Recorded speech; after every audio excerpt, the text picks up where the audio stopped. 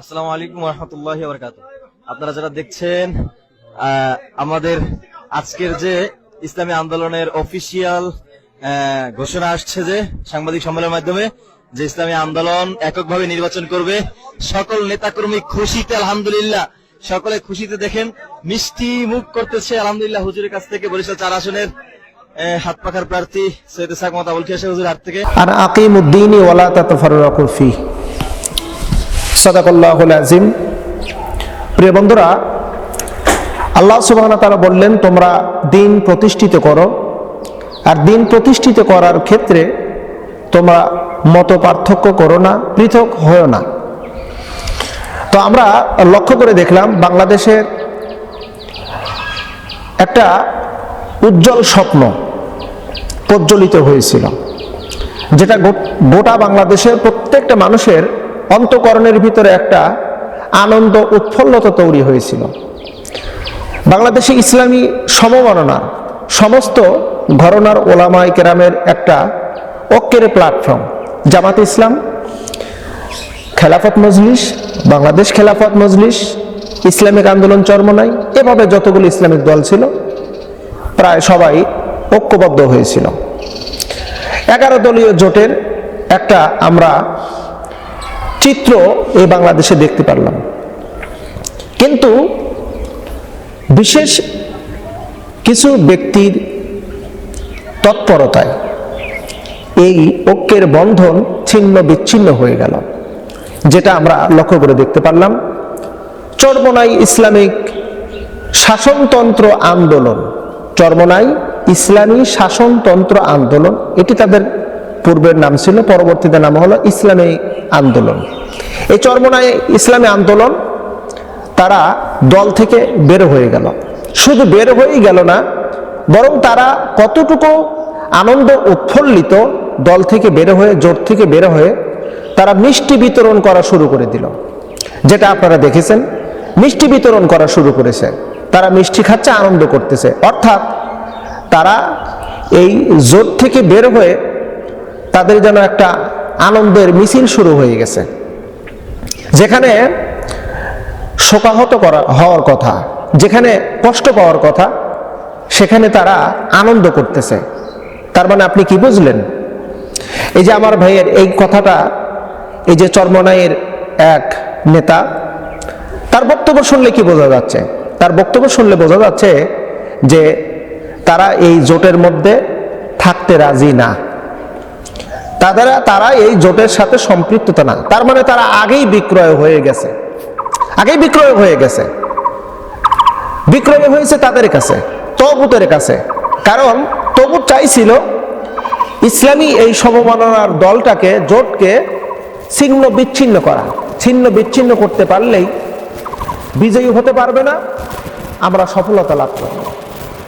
তো সবাইকে টাকা দিয়ে কেনা যায়। ফ্যাসিস্টের সময় আওয়ামী সরকার বলেছিল না, সব দলকে টাকা দিয়ে কেনা যায়, কিন্তু জামাত ইসলামকে কেনা যায় না। এ কথাটা অনেক পূর্বেই শেখ হাসিনা বলেছিল। তারা মিষ্টি বিতরণ করা শুরু করেছে।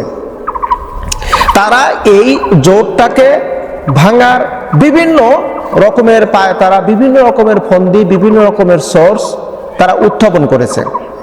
কিভাবে এই জোট থেকে বের হওয়া যায়, কিভাবে বের হওয়া যায়, কারণ তারা তো বিক্রয় হয়ে গেছে, বিক্রয় হয়ে গেছে। আমরা খুব খুশি হয়েছিলাম যে ইসলামিক আন্দোলন, জামাত ইসলাম, খেলাফত মজলিস সব যেহেতু এক জায়গায়, তাহলে বাংলাদেশে ভোটের মাধ্যমে বিজয়ী হলে ইসলামী হুকুম বিধিবিধান এই দেশের ভিতর প্রতিষ্ঠিত হবে।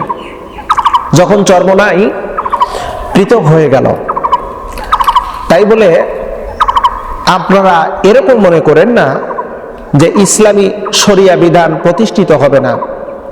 যদি আল্লাহ চাহেন, যে কয়েকটা দল, বর্তমান 10টি দলের জোট এখনো যে অবস্থায় আছে, এই 10 দলকে যদি আল্লাহ পাক বিজয়ী করেন, ইনশাআল্লাহ বাংলাদেশে ইসলামী শরিয়া প্রতিষ্ঠিত হবে। অবাক করার বিষয় হলো, তারা যে মিষ্টি বিতরণ করছে, তারা যে মিষ্টি খাচ্ছে, আনন্দ উৎফুল্লিত হচ্ছে, এর পিছনে রহস্য কি আপনারা কখনো লক্ষ্য করেছেন? রহস্য লক্ষ্য করেছেন? গভীর রহস্য লুকায়ে আছে। অথচ আমরা সোশ্যাল মিডিয়া এমনকি মিডিয়ার মাধ্যম দিয়ে আমরা যেই সমস্ত ভিডিও ফুটেজগুলো পাচ্ছি, সেখানে একতরফাভাবে জামাত ইসলামকে দোষারোপ করা হচ্ছে। তারা সোর্স উত্তোলন করেছিল যে আমরা কেন বের হয়ে এসেছি, জামাত ইসলাম থেকে কেন বের হয়ে এসেছি। জামাত ইসলাম যখন বলেছে যে ইসলামী শরিয়া প্রতিষ্ঠিত করা হবে না, এটা হলো তাদের বক্তব্য, যে ইসলামী শরিয়া প্রতিষ্ঠিত করা হবে না, তখনই আমরা পিছু হিটে চলে এসেছি, আমরা জোট থেকে বের হয়ে এসেছি। আসল মূল কথা হলো কি, তারা আসন চেয়েছিল। তারা বলেছিল আমাদের এ ক্যাটাগরি আসন হলো 143টা। প্রাথমিক পর্যায়ে আমাদের 113টা আসন জামাত ইসলামের চেয়ে আমাদের এই ইসলামিক আন্দোলন চরমনায়, অর্থাৎ হাত পাকার সমর্থন গোটা বাংলাদেশের মধ্যে 113টা আসনের জরিপ করে আমরা পেয়েছি। তারা হলো এ ক্যাটাগরি, আমাদেরকে এই 113টা আসন আগে দিতে হবে। এরপরে হলো 40 থেকে 45টা আসন জামাত এবং চরমনাই সমপর্যায়ে আছে, সেখানে বিবেচনা করে আপনারা সেখান থেকে দিবেন। মোট আমাদেরকে 143টা আসন দেবেন এবং আমাদের দল থেকে যখন সরকার গঠন হবে আমাদের থেকে রাষ্ট্রপতি দিতে হবে। আরও অনেক কিছু বলেছে। যাই হোক, আমরা ওই বিষয়ে কথা আমরা উত্থাপন করতে চাচ্ছিলাম না। আমরা চাচ্ছি যে তারা এই যে বিচ্ছিন্ন হয়ে গেল, ছত্রভঙ্গ হয়ে গেল, আল্লাহ না করুক যদি এই ছত্রভঙ্গের সুযোগে যদি ইসলামের বিপক্ষের শক্তিগুলো যদি বিজয়ী হয়, এই সময় যদি ইসলাম প্রতিষ্ঠিত না হয়, তাহলে এর দায়ভার কিন্তু চরমনাই ইসলামী আন্দোলনকে নিতে হবে, পীর সাহেবকে নিতে হবে, পীর সাহেবের দলের নেতাকর্মীদেরকে নিতে হবে, পীর সাহেব দলের মুরিদানদেরকে নিতে হবে। কারণ তারাই এর মূল। এই ঐক্য বিচ্ছিন্ন করার জন্য, এই ঐক্যটাকে ভাঙচুর করার জন্য তারাই মূলে ছিল।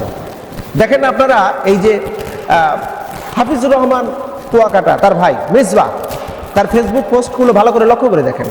আজ থেকে 15 দিন আগে থেকে তার ফেসবুকের পোস্টের যে সমস্ত পোস্টগুলো করা হয়েছে, প্রত্যেকটা পোস্টই হলো ঐক্যের থেকে বিচ্ছিন্ন হওয়া, ঐক্য থেকে ভঙ্গ হয়ে যাওয়া, ঐক্য বিচ্ছিন্ন করা, জোট থাকা যাবে না, জোট থেকে বেরিয়ে যাওয়া, এরকম পোস্টই তার আমরা লক্ষ্য করে দেখেছি। প্রিয় বন্ধুরা, তারা যে মিষ্টি খেয়েছে আর জাতিকে বোঝাইছে আমরা আনন্দিত, কিন্তু জাতির মাঝে তারা যা কতটা কলঙ্কিত হয়েছে এর হিসাব, এর সীমা রেখা দেওয়া বড় কঠিন। তবে এই ঐক্যের থেকে তারা বের হয়ে জাতির কাছে মুনাফিক হিসাবে চিহ্নিত হয়েছে। তবে এর দায়ভার চরমনাইকে নিতে হবে। এই ঐক্যের ভঙ্গের, ঐক্য থেকে বের হওয়া, জোট থেকে বের হওয়া, এর দায়ভার, পরিপূর্ণ দায়ভার পীর সাহেবকে নিতে হবে।